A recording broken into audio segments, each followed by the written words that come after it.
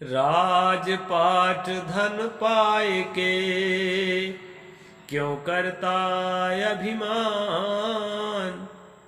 पड़ोसी की यो दशा भई सोई अपनी जान। नमस्कार दोस्तों, मैं अविनाश दास रेशनल कबीर यूट्यूब चैनल में आप सबका हार्दिक स्वागत करता हूं। साथियों, यदि चैनल को सब्सक्राइब नहीं किए हैं सब्सक्राइब जरूर करें, बेल आइकन को प्रेस करें, ऑल नोटिफिकेशन ऑन करें, लाइक और कमेंट जरूर करें दोस्तों, शेयर करके अपने सभी ग्रुपों में सभी मित्रों तक पहुंचाएं। मैंने सदगुरु कबीर साहब की एक साखी आपके सामने रखी है।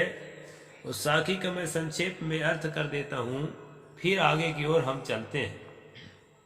सदगुरु ने कहा, राज सिंहासन और संपत्ति पाकर तू अभिमान क्यों करता है। जो दशा तुमने पड़ोसी की देखी है, आने वाले समय में तुम्हारी भी वो दशा होगी। ये सामान्य सी बात है, लेकिन समझने की भी बात है। आदमी कोई पंडा पुरोहित हो गया, कोई राजा रजवाड़ा हो गया तो इतने अहंकार में फूल जाता है, अपने आप को भूल जाता है। उसको ये नहीं पता है कि अपने से कमजोर को मैं सता लिया तो सता लिया, मेरे से जो कोई बलवान मिलेगा तो मुझे भी सता सकता है। ये संसार है, यहां ऐसा होता रहता है। दोस्तों, समय एक सा नहीं रहता। बड़े बड़े राजे रजवाड़ों को आपने देखा है। मैंने एक कविता लिखी थी, उसमें एक लाइन है कि बड़े ठाठ से जीवन जीता खाड़ी का महाराजा, देश विदेश से चले हुकूमत, भारी दल बल साजा, वह सद्दाम चढ़े फांसी पर, यह किस्मत का फेरा हो, कैसा आता जाता है समय का फेरा। वैसा मैं लिखा था, पूरा कविता भी याद नहीं। तो राजा हो जाना, पुरोहित हो जाना, सत्ता में काबिज हो जाना, इसमें इतना ज्यादा फूलता है आदमी को, किसी को कुछ नहीं समझता, जी भर के अत्याचार करता है, जैसे इस समय भी कर रहे हैं सत्ताधारी लोग। नहीं करना चाहिए। दिन लौटता है कभी न कभी, कभी देर से कभी जल्दी से। तो साथियों, अभी हम मनुस्मृति का अध्ययन कर रहे हैं। कल मैंने बताया था आपको कि अगर ब्राह्मण के गाय कोई चोरी किया है तो उसके हाथ पांव काटने की सजा दी गई थी। यदि अन्य लोगों की कोई पशु, गाय या कोई पशु, घोड़ा इत्यादि चोरी किया गया है तो राजा सोच विचार कर सब उसको सजा दे, लेकिन ब्राह्मण का अगर किया है तो उसको हाथ पांव कटवाई दे, बिना पूछे, ज्यादा आधा पांव, बिना तुरंत, बिना सोचे।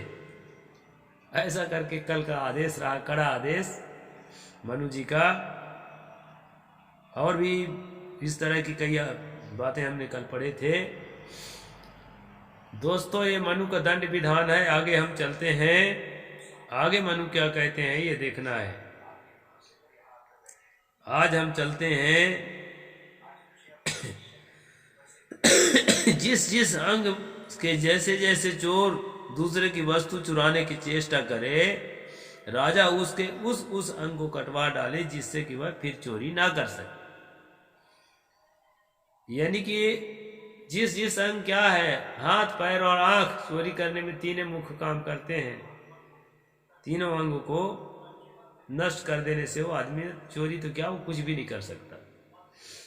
इस तरह से मनु के दंड विधान हम पढ़ रहे हैं दोस्तों। आगे चलते हैं। आज थोड़ा उल्टा प्रसंग है। मैं कई बार आपको बता चुका हूं कि मनु के कई प्रसंग उल्टे हैं, यानी अपने ही विचार के विपरीत हैं। तो कुछ ब्राह्मण लोग क्या करते हैं, मनुवादी लोग, इस तरह के प्रसंग को लेकर के और मनु को जस्टिफाई करते हैं। इसलिए मैं आपको बता देता हूं कि ये जस्टिफाई वाला अध्याय आज पढ़ रहा हूं। आज जो है उल्टा बताया है। और दिन तो ये पढ़ते थे आप कि ब्राह्मण को हर अपराधों में, जितने भी अपराध है उसमें सजा में राहत दी गई है। क्षत्रिय को थोड़ा कम राहत है, शूद्र को थोड़ा और कम राहत है, वैश्य को और शूद्र को लिए तो कोई अराहते नहीं है, उसको जो है कठोर से कठोर दंड है। लेकिन आज उल्टा बताया जा रहा है, आज जो है शूद्र को थोड़ा राहत है और ब्राह्मण को कठोर दंड है। ये वाला प्रसंग है आज का। पिताचार्य सुहन माता भर्या पुत्र पुरोहितः न दंड्यो नाम राज्ञोस्ति या स्वधर्मे न तिष्ठति।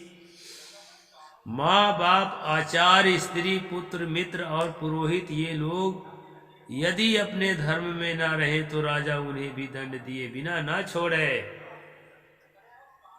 पुरोहित हो और चाहे जो है वो कोई भी माता पिता कुछ भी हो, अगर अपने उनके लिए जो स्वधर्म जो बताया गया है, यहाँ धर्म के मतलब हिंदू धर्म नहीं है।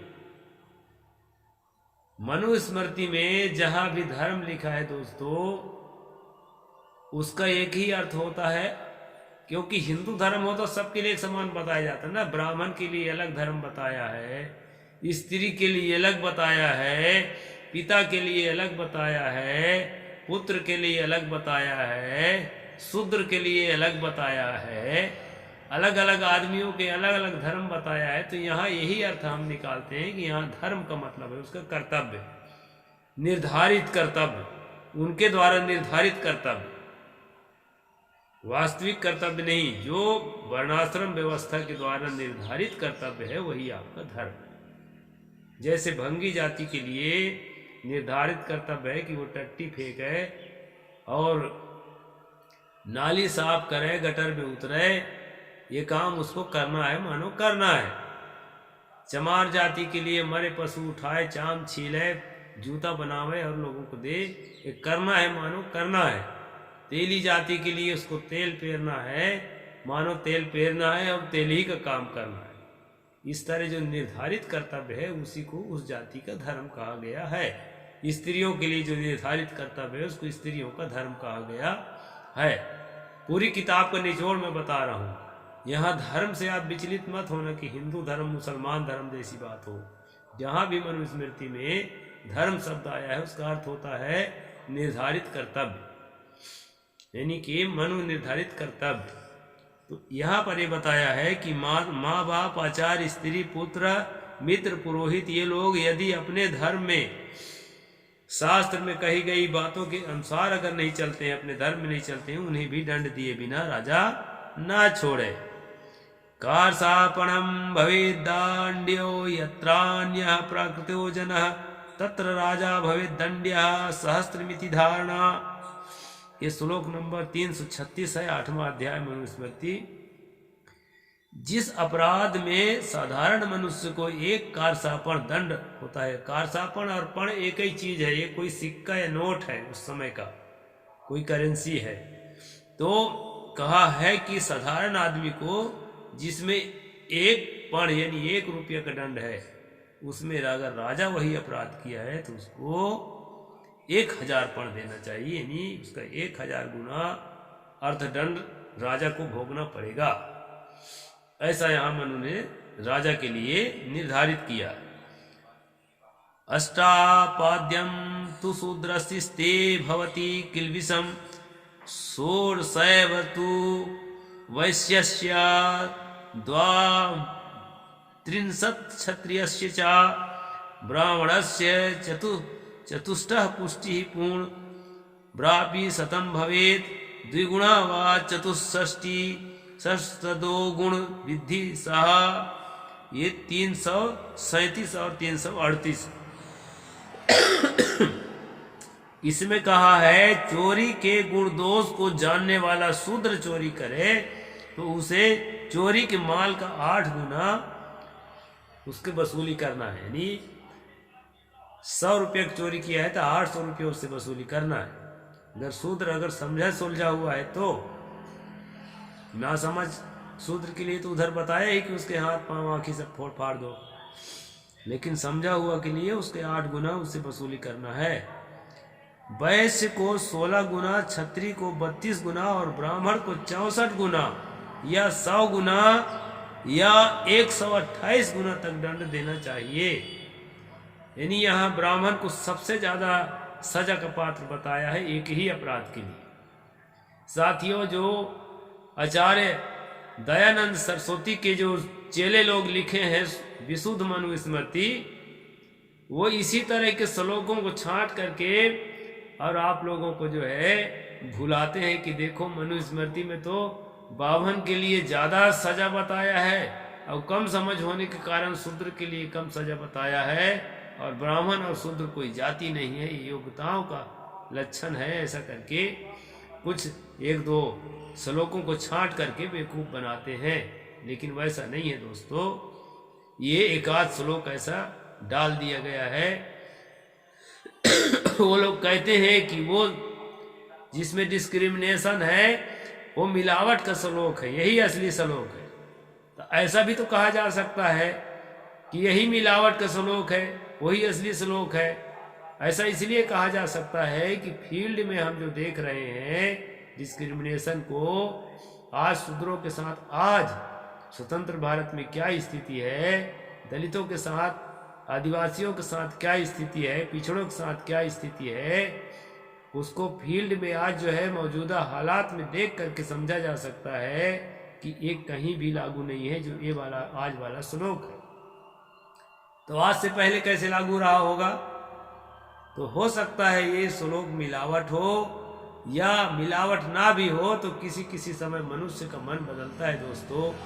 गंदा से गंदा दिल का आदमी कभी कभी अच्छा पवित्र सोचता है।